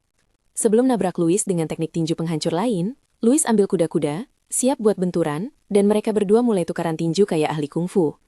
Anehnya, kegembiraan Louis mulai nggak terkendali, karena ngelawan musuh kuat sepuas hatinya adalah semua yang pernah dia bayangin. Pas pertarungan makin sengit, dia mulai nuntut lebih. Dan segera matanya jadi merah darah, dan begitu juga jantungnya. Dia lompat ke arah Faye dengan aura niat membunuh ekstrim yang keluar dari tubuhnya. Faye dongak natap sosoknya yang menjulang, dan ketakutan sama pemandangan itu. Apa yang dia lihat adalah iblis dengan taring gede buka mulut lebar-lebar, siap buat nelen dia. Tiba-tiba dia nggak bisa gerakin badannya cukup cepat buat ngehindarin serangan Louis. Tapi dia masih berhasil ngeblok pukulannya, tapi dampaknya ngirim dia terbang nabrak pohon. Kepala sekolah juga sadar aura aneh yang memancar dari Louis dan heran apa itu. Sisa bangsawan yang nyaksiin Faye nabrak pohon jadi murka sama fakta kalau rakyat jelata ngalahin bangsawan dari keluarga hebat. Mereka nyoba bales, tapi tiba-tiba kena perasaan aneh dan itu maksa salah satu dari mereka muntah. Orang itu heran kenapa dia tiba-tiba ngerasa sakit, tapi setelah lihat Louis dalam aura iblisnya, semuanya mulai masuk akal. Bangsawan pencemburu, senior shit, nonton duel dari jauh bareng temennya yang luka, Brian, dan mereka terpaksa ngakuin kalau Louis jauh lebih kuat dari dugaan. Kesadaran ini menuhin Shit dengan amarah, karena rencananya buat bikin KO si rakyat jelata udah gagal total. Brian lalu nyimpulin kalau Louis harus disingkirkan gimana pun caranya. Mengingat legenda tua itu, dia yakin kalau membiarkan orang seperti Louis tetap hidup bakal jadi masalah besar di kemudian hari. Jadi dia berharap bisa mengakhiri hidup Louis secepat mungkin. Sementara itu, Louis yang sedang mengamuk terus menerjang ke arah Faye sambil tertawa histeris layaknya orang gila. Si maniak itu menghajar Faye habis-habisan, sampai dia terpental dan muntah darah lagi. Nggak cuma itu, dia melakukan flash tap menyusul Faye yang masih melayang di udara, dan menghantamnya jatuh ke tanah dengan serangkaian tinju berat yang brutal banget. Faye nyaris nggak kuat menahan kuda-kuda pertahanannya saat menerima serangan bertubi-tubi itu. Sambil menahan sakit, dia memikirkan peningkatan kekuatan Louis yang meledak-ledak secara tidak masuk akal. Menyadari jurang perbedaan kekuatan di antara mereka, Faye akhirnya menyimpulkan kalau dia nggak punya peluang buat menang. Tepat saat itu, dia berhadapan langsung dengan aura tinju Louis yang mengerikan, dan sekilas bayangan kematian melintas di depan matanya. Menolak pasrah pada nasib buruk yang sudah di depan mata, Faye dengan cepat mengaktifkan teknik martial arcane miliknya, Blaze Fist, sebagai usaha terakhir yang nekat buat menangkis serangan Louis. Sayangnya, serangan Louis terlalu kuat dan membuat Faye kembali terpental, menabrak pepohonan saat dia terguling di udara. Tiba-tiba, kesadaran Louis kembali, dan dia baru sadar kalau dia sempat kehilangan kendali atas dirinya sendiri lagi. Dia menatap tangannya yang hangus dan merenungkan sifat dasar dari sihir itu, tapi Ken buru-buru datang buat mengecek kondisinya. Tiba-tiba, Seth melangkah maju dan dengan lantang mengumumkan diskualifikasi Louis, mengklaim kalau emblem miliknya hancur selama pertarungan tadi. Dia memerintahkan Louis buat segera pergi, tapi Ken mencoba membela, bersikeras kalau itu jelas-jelas kecelakaan. Seth kemudian membeberkan kalau sang kepala sekolah menyaksikan semuanya. dan menuntut agar Louis keluar dari lokasi ujian sekarang juga. Sebelum Louis sempat merespons, Faye angkat bicara dan menyuruh bangsawan brengsek itu buat diam. Fakta bahwa Faye masih sadar bikin Louis kaget banget. Seth menuduh Faye mencoba membantu si rakyat jelata itu buat curang, tapi Faye langsung membungkam mulutnya tanpa ragu. Dia kemudian meminta maaf ke Louis karena nggak sengaja pakai sihir pas berantem tadi. Dan itu bikin Kane melongo, karena dia nggak pernah bayangin cewek sekeras itu bisa minta maaf ke siapapun. Louis juga minta maaf karena sempat ngamuk, tapi Faye menepisnya dan bilang itu wajar, karena dia yang memaksa Louis sampai harus pakai sihir. Faye mengakui kekalahannya dan berharap mereka bisa tanding ulang setelah resmi masuk akademi. Tepat saat itu, Seth mencemooh omongan Faye, menunjukkan kalau Louis cuma punya 4 emblem. Tanpa ambil pusing, Faye mengeluarkan stok emblem miliknya dan menyerahkannya ke Louis sebagai hadiah karena sudah mengalahkannya. Ini nambahin 10 emblem lagi ke koleksi Louis. Dan Faye memvalidasi rekor itu di depan senior bangsawan yang lagi ngamuk itu. Dia mengajak Kane kerjasama buat menyingkirkan peserta lemah di lokasi ujian dan memastikan gak ada satupun yang punya cukup emblem buat mendiskualifikasi Louis. Kane, yang sepemikiran sama dia, menerima saran itu, dan mereka langsung cabut buat memulai penaklukan mereka. Pas mereka pergi, Kane menggoda Faye karena dia selalu mengira cewek itu cuma modal otot tanpa otak. Tapi Faye lebih fokus buat dapatin emblem lebih banyak. Tak lama kemudian, seorang pengawas ujian menghampiri Louis dan memberitahunya soal diskualifikasi, lalu mengawalnya keluar. Seth berharap dia nggak perlu lihat muka si rakyat jelata itu lagi, tapi Brian nyeletuk kalau Louis mungkin masih bisa lolos kalau rencana Faye berhasil. Tiba-tiba Seth ingat kalau bukan hal aneh jika ada peserta ujian yang mati karena kecelakaan. Brian memperhatikan Seth yang mulai menyusun rencana jahat buat menghabisi nyawa Louis, sambil bertanya-tanya siapa sebenarnya identitas asli Louis karena sensasi meresahkan yang dia rasakan tadi. Sore harinya, Louis menyerahkan emblem-emblem itu ke pengawas dan merenung kalau seni bela diri saja nggak bakal cukup buat menandingi sihir. Dia berharap bisa belajar di akademi, supaya bisa menggabungkan sihir dan bela diri. Malam itu, Louis mikirin gimana cara jelasin bajunya yang compang-camping ke ibunya pas jalan pulang. Dan dia berpapasan sama orang yang mencurigakan. Pas dia lagi melamun, seorang pembunuh bayaran mencoba menghabisinya diam-diam dari belakang. Bereaksi instan, Louis membalas dengan tendangan tumit belakang yang kuat banget, sampai bikin si pembunuh itu terpental mundur. Si pembunuh bingung kok bisa Louis menyadari keberadaannya. Dan dengan santai Louis jawab kalau bau darah di tubuh si pembunuh itu mustahil disembunyikan. Tiba-tiba muncul lebih banyak pembunuh bayaran, dan pemimpin mereka heran kenapa Louis kelihatan santai banget, padahal nyawanya sudah di ujung tanduk. 3 pembunuh mengepung Louis, dan dia memutuskan buat mengerahkan seluruh kemampuannya setelah menyadari kekuatan mereka. Tapi ada kehadiran yang lebih kuat yang bersembunyi di semak-semak yang menarik perhatiannya. Kesel karena dicuekin, pemimpin pembunuh itu memarahi Louis karena terdistraksi pas lagi bertarung, dan menyerangnya pakai belati yang dilapisi sihir, sambil kuar-kuar kalau Louis bakal segera masuk liang kubur kalau terus begitu. Menghadapi pemimpin pembunuh yang menyerbu dengan kecepatan penuh, Louis menghindari serangan tusukan cepat yang mengarah padanya. Setelah itu, dia menangkap tangan si pembunuh dan membalas dengan membantingnya keras ke tanah. Tapi lawannya itu cepat pulih, menarik diri dan mundur buat bergabung lagi sama teman-temannya. Dia kemudian mengakui kalau info intelijen yang dia dapat soal kemampuan tingkat tinggi Louis itu akurat. Tapi Louis malah bingung orang ini lagi ngoceh apaan. Setelah memuji kemampuan tarung tangan kosong Louis, dia bertanya-tanya seberapa kuat Louis kalau lawan sihir. Tanpa nunggu jawaban, dia kasih sinyal ke pasukannya buat memulai serangan sihir. Saat itu juga, 3 pembunuh menembakkan panah angin dari busur silang mereka ke arah Louis. Untungnya, dia bereaksi cepat dan menghindari semuanya, lalu memperhatikan pohon-pohon di dekatnya yang kena tembak. Dengan mengamati kerusakannya, dia mengukur daya hancur panah angin itu. Tahu kalau dia nggak punya pilihan selain maju, Louis menarik nafas dalam-dalam buat mengaktifkan teknik pernafasan yang menggunakan chi di dalam tubuhnya buat melipat gandakan kekuatan fisik dan memberinya kecepatan eksplosif. Dia lalu menerjang ke arah mereka, tapi pemimpinnya meremehkan usaha Louis dan memerintahkan gelombang panah angin lagi. Namun, Louis dengan terampil menghindari semua tembakan itu dan para pembunuh segera kehilangan jejaknya. Bikin mereka kaget, Louis turun dari atas dan melepaskan tendangan kuat yang bikin si pemimpin jatuh menghantam tanah, lalu segera mundur sambil menghindari lebih banyak panah angin. Murka, si pemimpin memerintahkan anak buahnya buat menghentikan Louis dan entah dari mana, pembunuh lain tiba-tiba muncul di belakang Louis dan melancarkan tendangan chop dadakan. Untungnya Louis menyadari serangan diam-diam itu tepat waktu dan menangkisnya, meskipun dampaknya mengirimkan sengatan tajam ke lengannya. Dia cepat-cepat mengatur posisi dan memelototi musuh baru ini, yang dianggap sebagai ancaman yang lebih serius. Sebelum Louis bisa bereaksi lebih jauh, Dia sadar kalau dia sudah terkepung dan kesulitan menghindari panah angin yang terbang dari segala arah. Gagal lolos dari serangan yang tak henti-hentinya itu, Louis akhirnya kena hantam dan kehilangan kesadaran. Para pembunuh bernafas lega dan berkomentar betapa hebatnya seorang rakyat jelata bisa bertahan selama itu. Salah satu dari mereka bergerak buat menghabisinya, tapi Louis tiba-tiba tersentak bangun dan langsung melumpuhkannya. Dia kemudian merebut busur silang orang itu dan menembakkan panah angin ke pembunuh lainnya. 2 pembunuh berhasil dilumpuhkan, tapi si pembunuh yang kuat itu dengan mudah menangkis tembakan tersebut, menyadari kalau Louis tadi cuma pura-pura pingsan. Dia bertepuk tangan memuji aksi hebat itu. Louis lalu tanya kenapa dia nggak merasa sedih setelah kehilangan anak buahnya. Tapi cowok mencurigakan itu bilang, dia nggak peduli sama orang lemah. Tepat saat itu, Louis menembakkan lebih banyak panah angin ke arahnya. Tapi kemampuan menghindarnya ada di level yang benar-benar beda. Dia menerjang ke arah Louis dan membentuk palu sihir dari udara kosong. Sambil menyerang, dia mengakui kalau sebenarnya dia pengen menjadikan Louis muridnya. Tapi perintah majikannya nggak kasih dia pilihan lain. Louis mencoba menahan serangan berat itu dengan tubuhnya, tapi malah bikin dia terpental jauh. Masih di udara, lawannya melakukan flash step ke sampingnya dan mengungkapkan kalau kemampuan Louis mungkin sudah melampaui level murid magang. Tapi itu belum cukup buat melawan petarung tingkat tinggi. Setelah itu dia memanggil palu sihir lagi dan langsung menghantam Louis sampai jatuh ke tanah. Tanpa kasih waktu buat pulih, si pembunuh melanjutkan serangannya, melepaskan gelombang serangan sihir. Pas debu akhirnya mereda, si pembunuh kaget melihat Louis masih hidup. Bocah gigi itu masih bertahan dalam kuda-kuda defensif meskipun penuh luka. Jelas kesakitan, Louis menyatakan kalau dia nggak bakal berakhir di situ. Tapi si pembunuh berpendapat lain.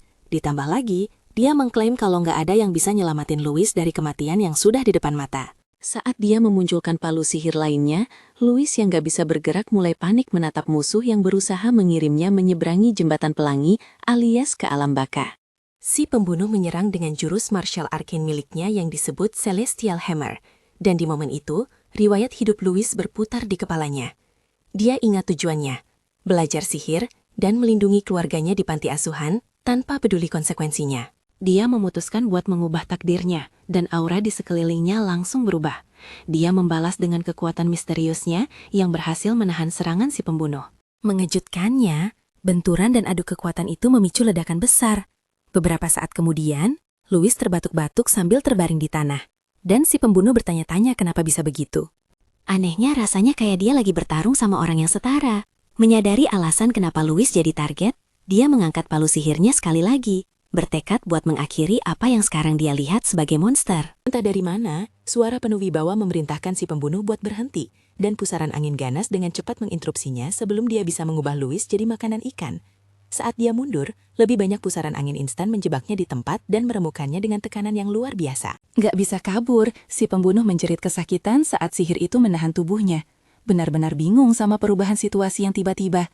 Louis bertanya-tanya apa yang terjadi, dan tiba-tiba saja kepala sekolah Aronian muncul dan memujinya karena berhasil menekan amukannya. Dia memberikan ramuan sihir ke Louis buat diminum dan mengarahkan tatapan tajamnya ke arah si pembunuh yang kelelahan. Dia lalu menginterogasi penyusup itu, menuntut nama majikannya. Si pembunuh sadar kalau dia berhadapan dengan seorang Grandmaster dan mengklaim kalau Aronian gak bakal bisa melindungi Louis dari kehancuran yang akan datang.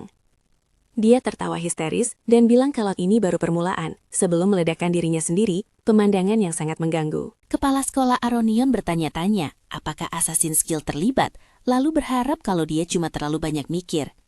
Sementara itu, Louis merasakan efek ramuan itu dan takjub sama kekuatan penyembuhannya, karena tulang-tulangnya yang retak langsung pulih total. Dia lalu tanya ke kepala sekolah Aronian apa cuma kebetulan dia ada di sana, dan heran kenapa dia selalu muncul tepat waktu buat menyelamatkannya. Sang kepala sekolah memutuskan buat menyimpan diskusi itu nanti pas mereka sampai di rumahnya. Dan Louis langsung panik karena hari sudah larut dan ibunya pasti khawatir. Tanpa buang waktu sedetik pun dia lari pulang sementara kepala sekolah Aronian memanggil makhluk misterius bernama Kylie, menugaskannya buat bersih-bersih TKP. Di tempat lain, di kota Mantia yang terletak di bagian utara Kekaisaran Chandria, 2 bangsawan melabrak Laciela.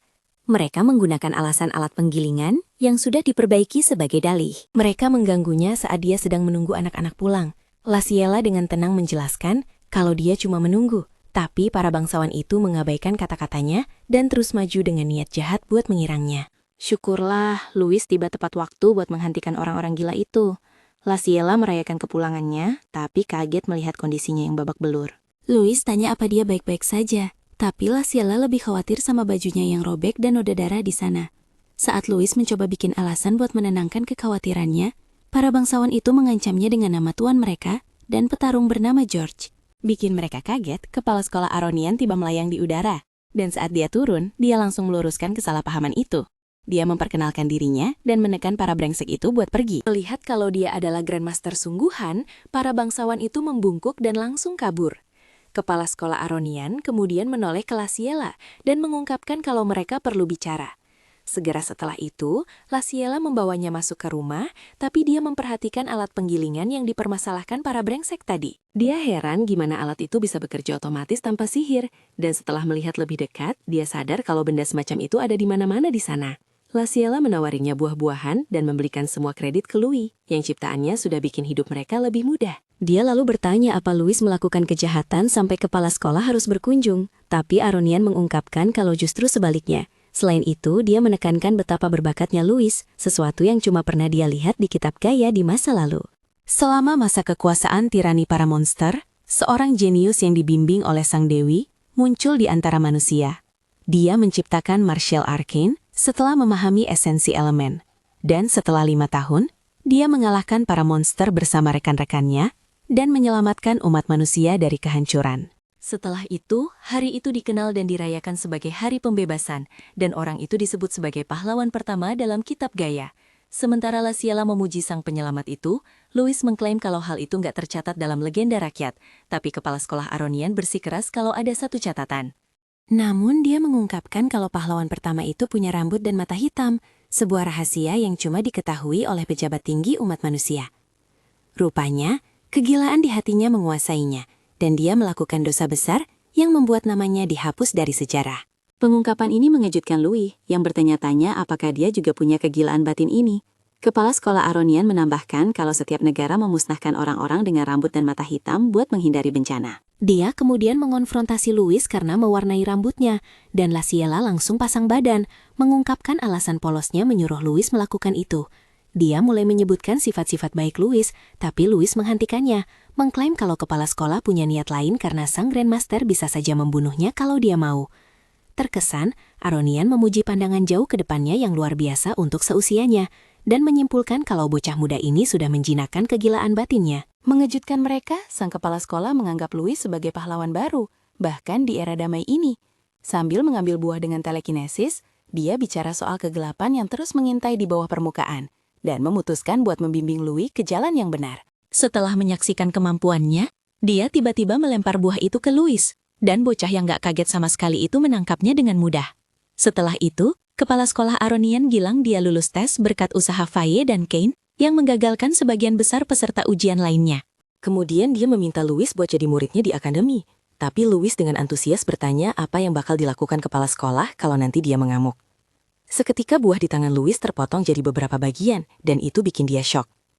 Dingin sedingin es, kepala sekolah Aronian menjawab kalau dia bakal secara pribadi mengirimnya ke sang pencipta kalau itu terjadi. Saat bekerja di halaman keesokan paginya, salah satu saudara angkat Louis memujinya karena dapat undangan pribadi dari kepala sekolah Aronian. Tapi Louis juga menganggap itu sebagai peringatan. Saudaranya itu terus nyerocos soal biaya akademi. Sementara Louis memikirkan koneksi yang dia punya dengan pahlawan legendaris itu, dia mengingat kata-kata kepala sekolah waktu itu, dan bertanya-tanya apa dia benar-benar bisa mempercayainya. Sebelum Aronian pergi malam sebelumnya, Louis secara pribadi bertanya, kenapa dia mengungkapkan semuanya ke Laciela, yang bikin ibunya itu cemas. Dia mengklaim ketidaktahuan bakal bikin Laciela jadi beban, tapi Louis nggak berpikir begitu. Kepala sekolah Aronian lalu bilang kalau dia perlu tahu karena keluarganya bakal dalam bahaya kalau identitasnya terbongkar. Sebelum terbang pergi, dia menyuruh Louis buat jadi lebih kuat karena ini baru awal dari ujiannya. Setelah mengenang masa lalu, Louis membenarkan kalau kepala sekolah Aronian benar dan memutuskan buat jadi lebih kuat di akademi. Beberapa saat kemudian, adik-adiknya datang buat mengucapkan selamat tinggal. Dan adiknya yang bernama Lana melompat ke pelukannya dengan mata berkaca-kaca. Dia tanya apa Louis bakal sering berkunjung dan memaksanya buat janji jari kelingking kalau dia bakal datang pas libur panjang. Setelah itu, saudara yang lebih tua memberitahu Louis soal pelayan bangsawan yang memanggilnya. Segera setelah itu, Louis keluar menemui pelayan itu, yang langsung mengonfirmasi identitasnya dan menyerahkan undangan sambil memperkenalkan diri sebagai pelayan keluarga Arangka. Melihat undangan dari Kane, Louis menebak niatnya buat mempererat persahabatan mereka dan memutuskan buat ikut saja. Pelayan itu membawanya masuk ke kereta kuda dan mereka memulai perjalanan. Sore harinya, mereka sampai di kota Harsen. Dan saat Louis turun dari kereta, pelayan itu memberinya pengarahan singkat soal keluarga Aranka. Rahang Louis jatuh saking kagetnya melihat mansion besar keluarga hebat itu, tapi Kane buru-buru keluar buat menyambutnya. Kane menegaskan kembali kalau mereka sekarang teman sekelas, dan Louis bilang itu berkat usahanya di ujian akhir. Dia juga mengakui bantuan Faye dan memutuskan buat melupakan taruhan mereka sebelumnya. Namun, Kane bilang dia bakal tetap lulus karena dia sudah dapat cap persetujuan dari Faye. Dia lalu mengungkapkan niatnya buat menjadikan Louis sebagai rekan tandingnya, sambil memberinya informasi soal akademi dan sihir sebelumnya. Tepat saat itu, ibu Kane datang dan memarahinya karena membawa raket jelata kotor ke rumah mereka. Kane mengklaim kalau Louis adalah temannya, tapi ibunya mengabaikan kata-katanya dan bertanya ke Louis apa niatnya mendekati putranya. Jijik karena menghirup udara yang sama dengan rakyat jelata, dia mengeluarkan cincin emas senilai puluhan koin emas dan melemparnya ke Louis. Dia lalu memerintahkannya buat pergi, tapi Kane gak terima. Saat dia berbalik buat minta maaf ke Louis, dia melihat Louis memungut cincin itu. Louis mengungkapkan gimana dia mengakui kemampuan putranya dan jadi teman dengannya. Dia lalu bertanya apakah ibu Ken menganggap kata-kata Ken cuma senilai cincin emas itu, dan itu langsung bikin si ibu murka. Sambil menatap tajam penuh kebencian, dia memerintahkan seseorang buat melempar Louis keluar, dan para pelayan dengan cepat berkumpul buat melaksanakan perintahnya. Namun, Kane mencoba meyakinkan ibunya kalau Louis mengalahkan Faye, tapi dia nggak percaya pernyataan konyol itu. Louis membenarkannya dan menyatakan kalau Kane bisa jadi lebih kuat kalau dia ada di dekatnya. Kesombongannya bikin ibu Kane kesal, tapi saat itu pintu mansion terbuka dan angin kencang mendorong para pelayan minggir. Ayah Kane, William, masuk dan menegaskan kembali pernyataan percaya diri Louis. Ibu Kane tersentak dan cepat-cepat mencoba mencari simpati suaminya.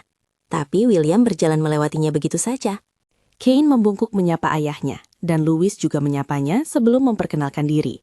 Sambil memikirkan auranya yang luar biasa, yang setara dengan kepala sekolah Aronian, William bertanya ke Kane apa itu benar, dan dia mengungkapkan kalau Louis lebih kuat darinya. Tertarik, William meminta Louis buat membuktikannya dan langsung melepaskan killing intentnya yang mengambil wujud harimau ganas. Sebelum Louis bisa bereaksi, aura ganas itu dengan cepat mengancapkan taringnya ke dadanya, dan dia segera sadar kalau dia nggak bisa bernapas. Saat itu, Louis panik karena menyimpulkan kalau William serius berniat mengakhiri hidupnya. Pada saat itu, tatapan William benar-benar menusuk, dan tekadnya merobek lubang di jiwa Louis. Sambil mencoba mengumpulkan pikirannya, Louis menyadari betapa mengerikannya tekad seorang Grandmaster.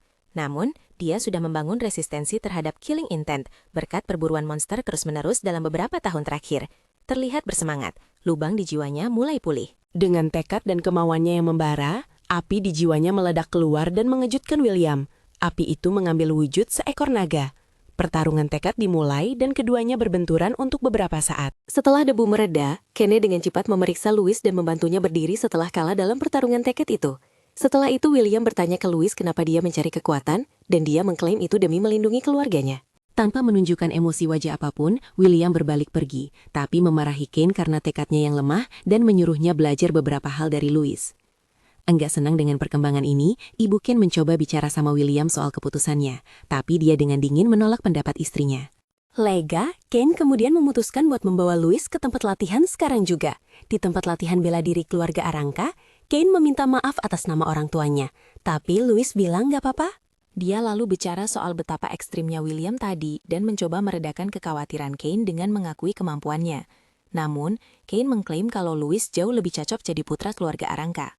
Tapi Louis melihat seluruh kejadian itu sebagai cara William mengujinya demi Kane.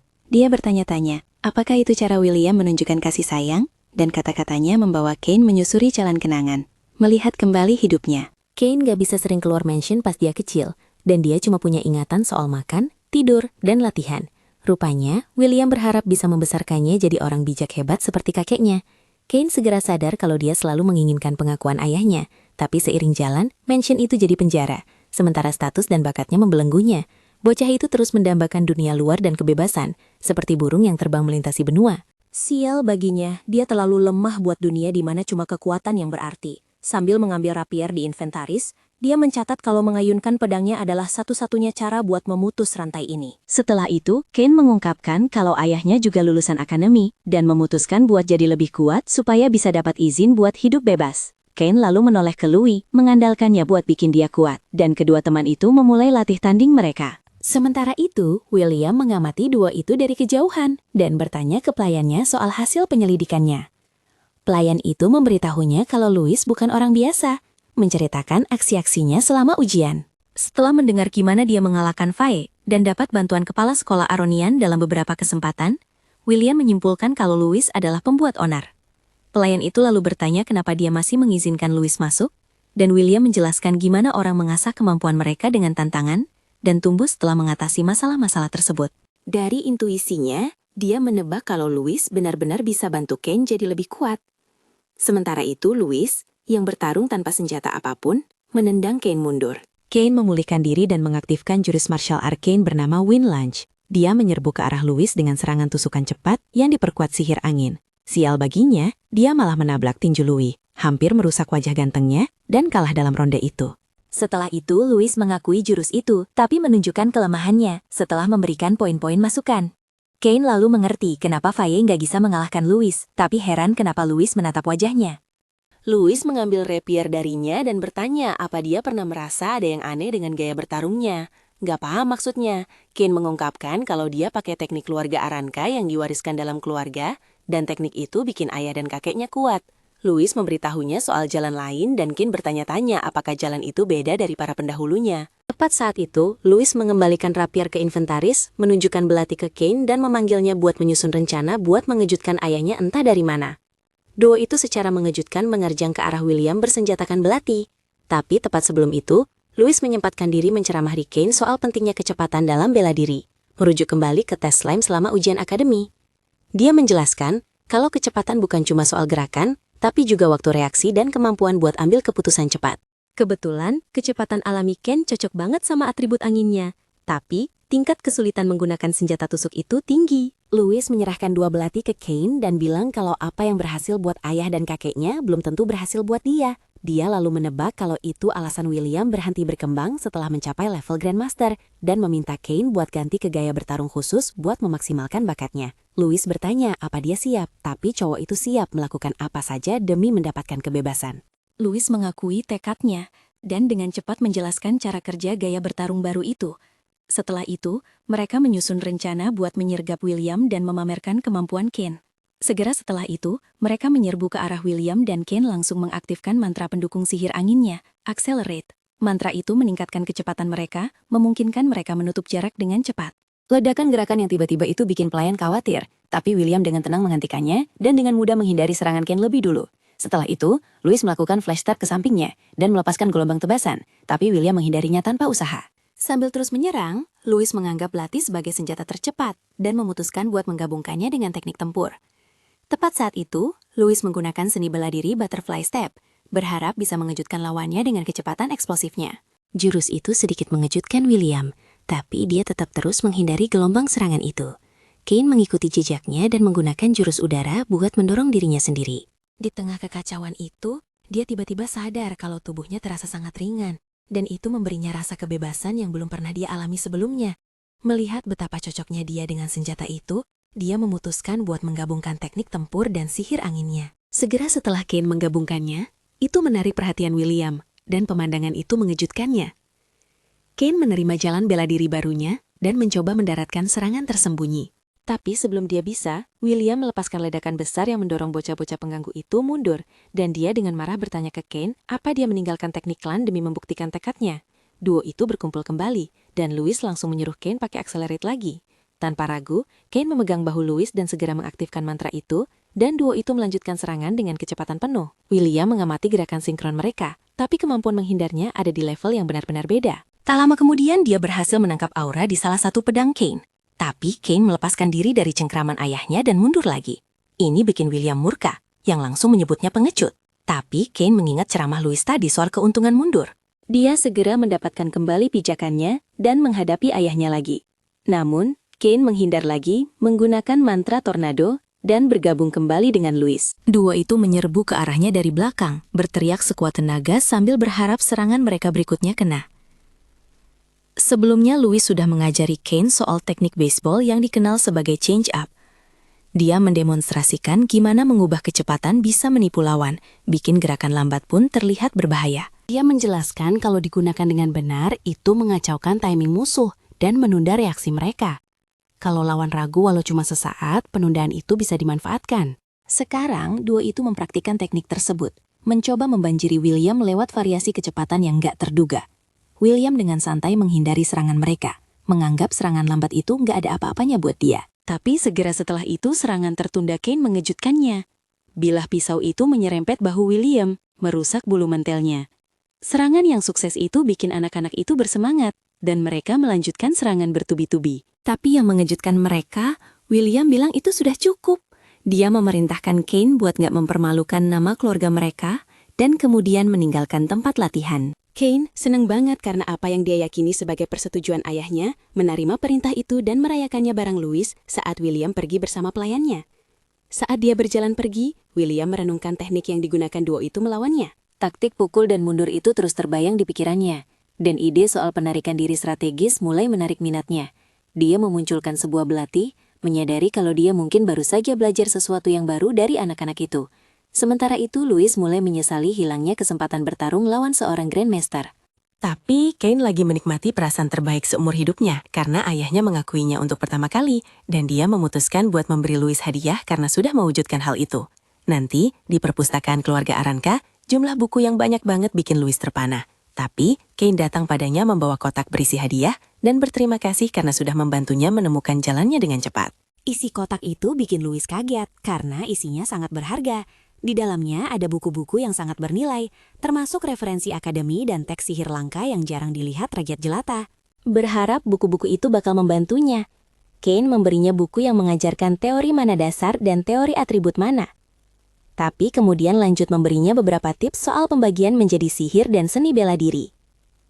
Selain itu, Kane menceramahi Louis soal ritual kebangkitan sihir, yang kebetulan adalah ritual yang wajib dijalani semua murid baru. Itu adalah ritual di mana seseorang merasakan elemen melalui patung gaya dan biayanya 10 koin emas kalau dilakukan di kuil gereja. Tapi untungnya buat Louis itu gratis di akademi. Kane juga merinci berbagai biaya akademi dan pengeluaran masa depan, mendesak Louis buat menerima hadiah itu dan mengandalkan dia kapanpun dia butuh bantuan. Segera setelah Louis menerima hadiah itu dan menganggap taruhan mereka sebelumnya lunas, atas permintaan Kane, Louis sadar kalau dia perlu mulai cari uang dan teringat Julian pernah menyebut soal farmasi sihir. Tiba-tiba dia juga ingat kalau dia bisa pakai pengetahuan dari kehidupan sebelumnya buat menciptakan barang berguna dan cari uang lebih cepat. Dengan pemikiran itu, Louis tanya Kane soal koneksi keluarganya ke serikat pedagang, dan Kane dengan penasaran pengen tahu alasannya bertanya. Tapi Louis merahasiakannya, bilang kalau dia bakal segera tahu. 1 minggu kemudian, para mahasiswa baru disambut di Akademi Arkanis Chandria. Saat Louis dengan berani berjalan masuk ke halaman sekolah, Rose, seorang mahasiswa tahun kedua, mencium aroma parfumnya dan menyimpulkan dia pasti kerabat bangsawan. Lagi pula, dia pakai parfum mahal yang lagi ngetren. Dia langsung nempel ke Louis dan menawarkan diri buat memberinya tur keliling sekolah. Saat Rose membawanya masuk, dia memberitahunya karena kaisar sudah tua, para pewaris kekaisaran bertikai dengan para bangsawan dan keluarga besar di akademi. Semua berkat kepala sekolah, keadaan terlihat tenang di permukaan. Tapi di balik layar ada perebutan sengit buat sumber daya pendidikan. Gara-gara ini, murid manapun yang jadi target dan gagal dapat poin bisa dikeluarkan. Dengan itu, Rose menyentuh pipinya dan bertanya keluarga mana yang didukung Louis. Tapi cowok bernama Brian muncul dan menyebut Louis sebagai rakyat jelata yang memecahkan rekor ujian. Ini bikin Rose shock karena parfum yang dipakai Louis bukan sesuatu yang bisa dibeli sembarang orang. Jadi dia marah dan pergi begitu saja. Louis lalu menjabat tangan Brian dan Brian memberitahukannya kalau akademi ini adalah miniatur kekaisaran. Dan Louis bakal menghadapi banyak orang kaya Rose. Tiba-tiba, Kenny memanggil Louis dan begitu Brian melihatnya, dia langsung pergi. Heran, Kenny tanya Louis apa yang dia bicarakan sama Brian dan Louis menyebut kalau mereka cuma saling sapa. Di sana, dia tahu kalau Brian adalah putra kanselir. Dari belakang mereka, 2 wajah familiar muncul. Dan Faye, salah satunya, menyebut Brian bermental lemas dan bilang dia nggak suka sama cowok itu. Ken kesal sama Faye dan meneriakinya karena secara nggak langsung menyebutnya lemah. Dia bilang ke Kane kalau satu-satunya cara dia bisa mengakui Kane adalah kalau dia sekuat Louis. Melihat Faye, Louis berterima kasih atas bantuannya di ujian. Tapi Faye menepisnya dan bilang kalau dia lulus berkat kekuatannya sendiri. Dia mengangkat tinjunya ke arah Louis, bersumpah kalau dia bakal menang pas mereka bertarung lagi nanti. Dan ini bikin Ken jengkel. Jadi dia meneriaki Faye karena nyuekin dia dan cuma ngomong sama Louis. Setelah sedikit adu mulut, Miliana menarik Faya pergi, memberitahunya kalau mereka perlu melanjutkan registrasi. Tepat setelah mereka pergi, Ken menyerahkan kantong besar berisi koin emas ke Louis, bilang itu bagiannya Louis. Ini bikin Louis kaget karena mereka bisa dapat uang sebanyak itu dari instruksi yang dia kasih ke Kane. Waktu itu, Ken mengunjungi Louis. Ia membawa sampel parfum racikannya ke perusahaan dagang desa Berna. Awalnya Ken gak yakin kalau wangian seharum itu bakal laku keras. Tapi sekarang, setelah menyaksikan kesuksesan parfum itu, dia bertanya-tanya, apa dia harus menyuruh ibunya mencobanya? Dengan itu, mereka memutuskan buat menjaga rahasia itu di antara mereka berdua. Dan mereka berjalan menuju resepsionis murid buat menyelesaikan pendaftaran. Dalam waktu singkat, Louis diserahkan kartu kredit dan para bangsawan yang antre kesal karena dia jadi teman sekelas mereka. Jadi mereka berbisik-bisik kalau dia pasti memanfaatkan kesuksesan Kane dan Faye buat masuk. Setelah mendengarkan mereka, Louis tahu kalau Seth dikeluarkan. Jadi dia tanya Kane soal itu dan Kane memberitahunya kalau Seth adalah dalang di balik para pembunuh tempo hari. Dan pas sekolah tahu, kepala sekolah mengeluarkannya. Louis langsung cemberut pas tahu kalau Seth yang nyaris bikin dia terbunuh. Tapi seolah itu belum cukup, Kane menunjuk sekelompok murid dan memberitahu Louis kalau Seth punya kakak laki-laki bernama Jess. Dan mereka nggak tahu apa yang bakal dia lakukan. Jadi sebaiknya Louis tetap dekat sama Kane. Jess dan antek-anteknya melihat Louis, tapi Jess tersenyum, bilang ini baru permulaan. Dia bersumpah bakal memastikan Louis mencicipi keputusasaan secara perlahan. Sore harinya, di Aula Besar Academy, kepala sekolah menyambut mahasiswa baru dan memberikan pidato. Setelah memberikan kata-kata penyemangat, dia menyambut Neil ke atas panggung sebagai perwakilan mahasiswa baru buat memberikan pidato. Bikin semua orang kaget, si barbar itu berjalan naik ke panggung dengan telanjang dada, membawa kapak besarnya, dan melepaskan killing intent-nya. Para guru langsung mencoba menerjang ke arahnya, tapi Aronian menghentikan mereka. Neil lalu meneriaki para murid, menyebut mereka idiot, dan dia memberitahu mereka kalau tujuannya adalah menghajar mereka semua sampai habis. Mereka langsung marah padanya dan balik meneriakinya karena merasa dia sok jagoan. Tapi Neil makin menjadi-jadi dengan hinaannya. Cuma dengan nonton drama Neil, wali kelas barunya, yang tahu apa yang bakal dihadapi, mulai mengeluh. Tapi Aronian menenangkannya. Tiba-tiba, Neil melempar kapaknya ke kerumunan, berteriak kalau salah satu murid adalah target utamanya. Benda itu jatuh tepat di depan Louis, dan dalam sekejap Neil menutup jarak dan bertengger di gagang kapaknya. Dia memanggil nama Louis sambil menatapnya kayak dia itu makan malam. Lalu dia menyatakan kalau mereka bakal bertarung. Kane langsung menyela dengan mengingatkan Neil kalau upacara penerimaan masih berlangsung. Dia mencoba menghalangi jalan Neil, meneriaki si barbar itu buat menjauh dari Louis. Tapi Neil terus bicara sama Louis, bertanya apa dia nggak kayak si mulut besar di sebelahnya yang cuma omong doang alias all bark and no bite. Kane jadi marah sama Neil dan mengayunkan tinju ke arahnya. Tapi Louis menghentikannya dan menyuruhnya tenang. Neil di sisi lain malah bersemangat dan bilang dia nggak keberatan melawan mereka berdua. Buat menenangkan situasi, Brian muncul dan menyarankan Neil buat akur sama Louis. Lagi pula, mereka berdua sama-sama rakyat jelata yang berbakat. Dan kalau Neil terus bertingkah kayak gini, dia nggak bakal bertahan lama di akademi. Sekilas, Neil menyuruh Brian pergi, dan menyebutnya ikan kecil yang nggak menarik minatnya. Brian langsung tersinggung, dan bangsawan lain menyimpulkan kalau rakyat jelata nggak seharusnya diizinkan masuk akademi, karena mereka nggak punya sopan santun. Kane menertawakan Brian karena mempermalukan dirinya sendiri dengan muncul di situ. Dia lalu membunyikan buku-buku jarinya dan bersiap melawan Neil, yang kelihatan sangat ingin bertarung. Sial bagi mereka, seorang guru muncul dan menghentikan Neil. Dia memberitahu mereka kalau pertarungan antar murid dilarang, kecuali selama tes dan turnamen. Dan buat itu terjadi, seorang guru harus hadir. Kalau mereka melanggar aturan, murid tersebut bakal dikeluarkan. Menyadari kalau cari gara-gara sembarangan bisa bikin dia dikeluarkan, Neil tertawa dan mengakui itu bakal merepotkan. Jadi dia mengambil kapaknya dan menyatakan pertarungan mereka ditunda. Sebelum pergi, dia menyuruh Louis buat menunggunya tepat setelah guru membubarkan semua orang dan memberitahu kalau perkuliahan dimulai besok. Bingung, Louis bertanya-tanya kenapa Neil pengen banget cari gara-gara sama dia. Jadi kan menyalahkan Faye gara-gara itu, menyebutnya si otak-otot. Faye langsung menyerangnya karena hampir bikin dirinya sendiri dan Louis dikeluarkan. Lalu dia minta maaf ke Louis, mengakui kalau itu salahnya karena dia melawan Neil di ujian akhir. Waktu itu mereka berakhir seri karena waktu habis, tapi karena Neil dengar kalau Faye kalah dari Louis, sejak saat itu dia ngebet banget pengen lawan Louis. Syukurlah Louis nggak bereaksi tadi pas Neil memprovokasinya. Kalau enggak, Faye bakal merasa bersalah kalau dia dikeluarkan dalam hitungan detik. Kane menarik Louis pergi dan mencatat kalau mereka dibenci sama murid-murid lain. Sore harinya di toko akademi, Louis nyaris histeri setelah sadar betapa mahalnya barang-barang yang dijual di sana. Pelayan toko mencoba menjual bantal seharga banyak koin perak sampai koin emas, dan itu bikin si bocah miskin menghitung betapa berharganya koin yang dia habiskan dengan hemat di akademi. Bikin dia kaget, Kane memberitahunya kalau produk-produk itu nggak mahal, dan disitulah Louis bakal beli kebutuhan sehari-harinya. Kesadaran tiba-tiba itu bikin Louis belajar betapa pentingnya koin dan kredit. Si pelit itu membeli paket pemula yang paling murah, lalu dia bersyukur banget karena sudah bikin uang dari jualan parfum. Dia juga berencana mengirim sisa dananya ke panti asuhan. Setelah mengamati set barang yang dijual di toko, Louis mencatat kalau dia harus cari cara lain buat dapat uang. Saat para cewek menuju asrama mereka, Faya mengucapkan selamat tinggal dan memberitahu Louis kalau dia bakal datang buat upacara kebangkitan sihirnya besok. Dia melihat mereka membawa pendingin dan tertarik sama benda-benda itu. Jadi dia bertekad buat kerja lebih keras lagi demi ngumpulin uang biar bisa beli barang-barang itu.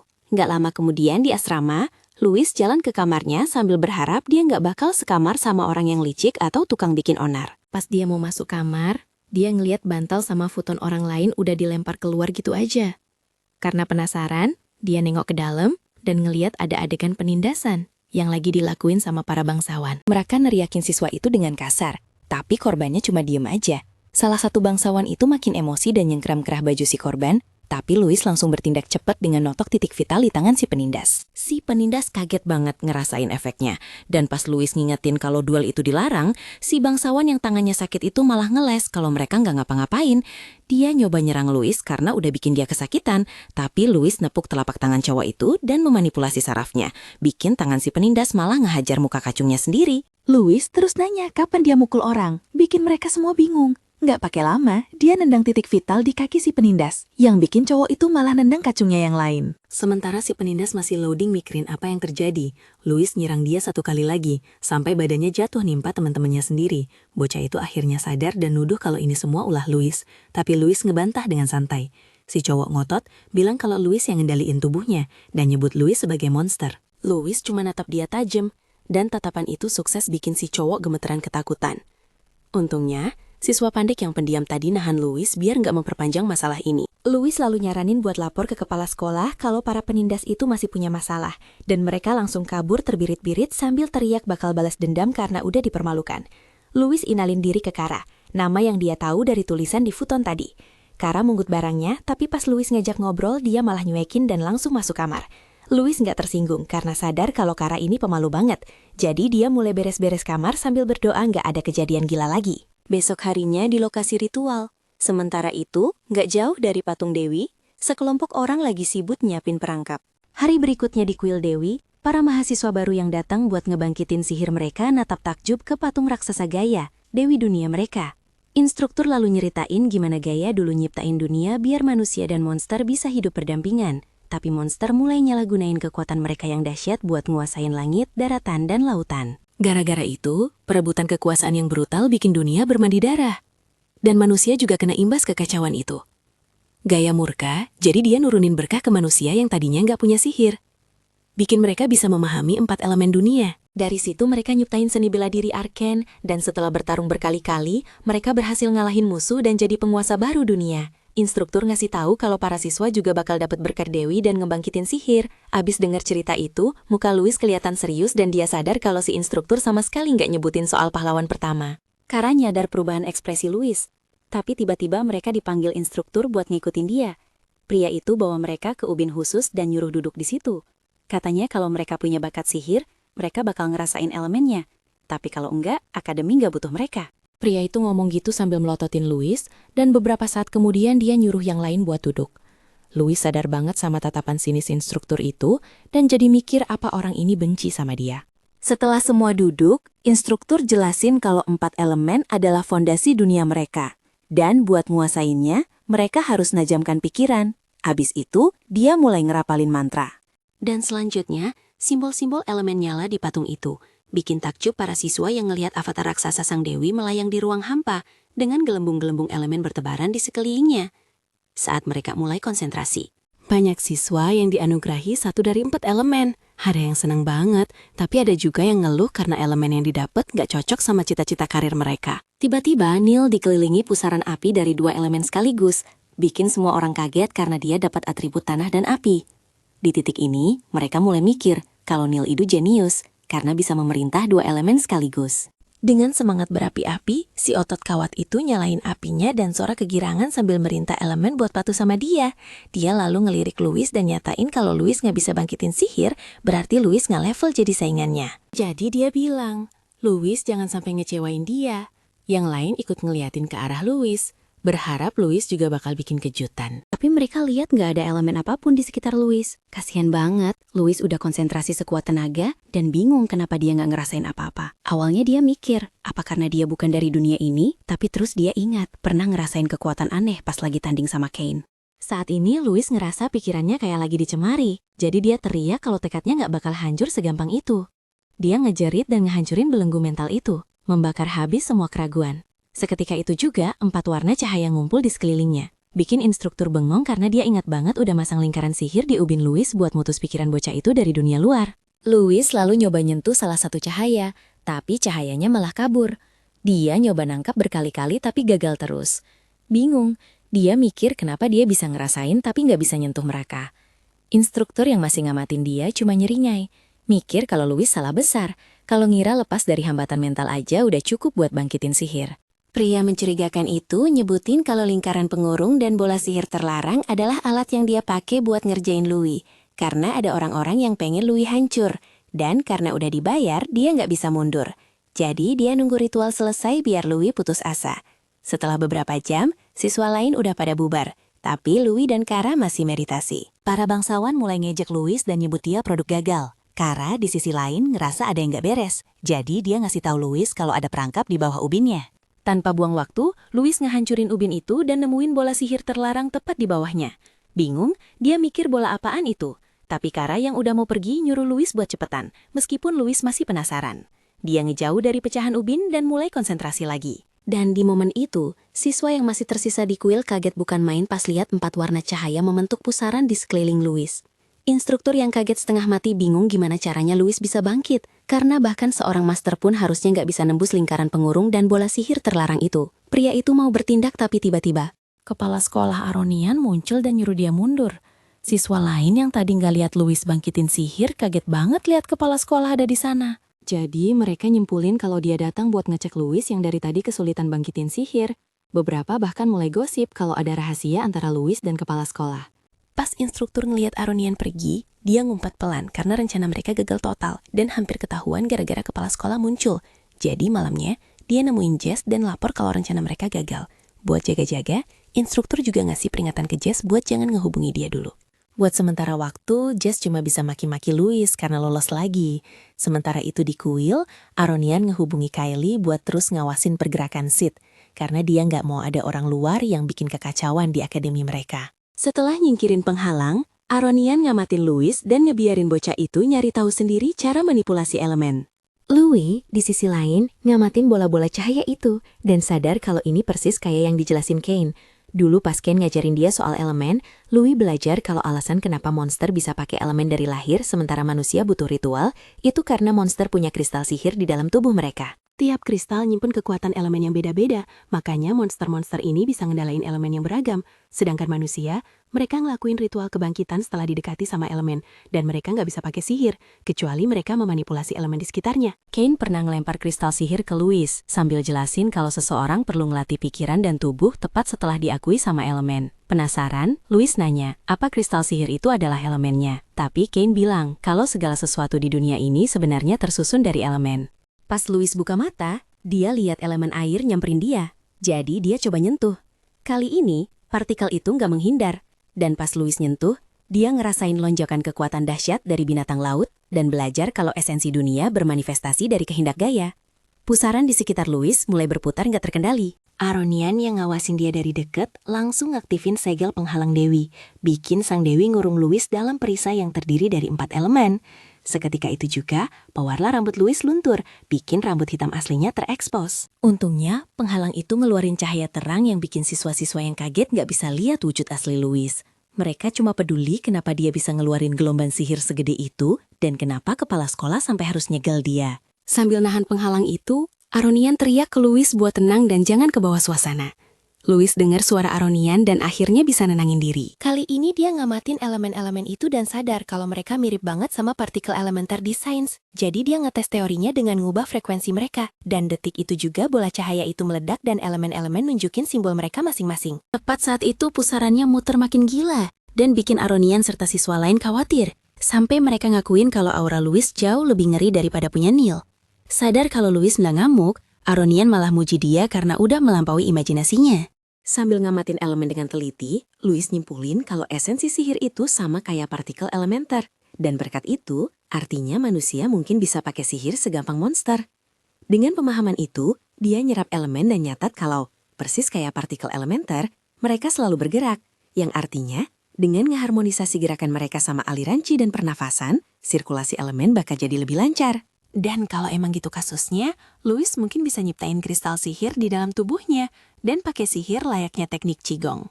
Louis konsentrasi penuh dan bentuk kristal mulai kebentuk di matanya. Seketika, kristal es tumbuh di sekelilingnya dan penghalang yang dipakai buat ngurung dia pecah berkeping-keping. Aronian bengong lihat kemampuan Louis, dan dia tersenyum puas lihat Louis terbang ke udara dengan manipulasi sihir angin.